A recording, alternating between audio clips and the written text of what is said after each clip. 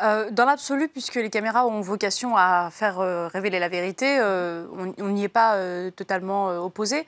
Reste que son application, en tout cas sa demande aujourd'hui, elle semble plutôt répondre à une accusation a priori des forces de l'ordre. Et donc la perception dans les rangs policiers, c'est finalement ce sentiment d'être acculé et accusé par l'opinion publique d'une part, mais également par la représentation politique. Et puis il y a aussi son application sur la voie publique. Comme vous l'entendiez, dans le cadre de l'état de légitime défense ou de l'état de nécessité, en tout cas dans une situation d'urgence, on n'a pas le temps d'activer la caméra. Et puis il y a aussi cette question de la praticité, puisqu'il semble remonter du terrain que les caméras donc, qui sont en dotation par l'administration ne soient pas très efficaces, très efficientes, très pratiques à porter.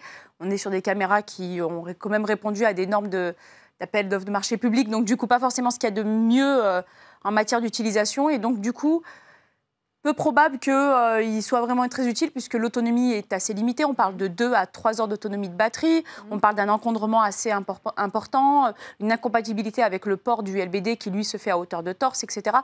Donc voilà, dans l'absolu, on entend cette réponse du ministre qui se fait un peu à la demande d'associations qui ont déjà, a priori, jeté l'opprobre sur l'ensemble de la fonction policière en France.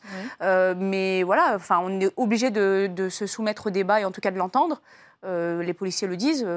Ça peut aussi permettre enfin d'avoir une véritable émergence de la vérité, puisque depuis le début, c'est assez tronqué, puisqu'il y a beaucoup de partisanerie de part et d'autre.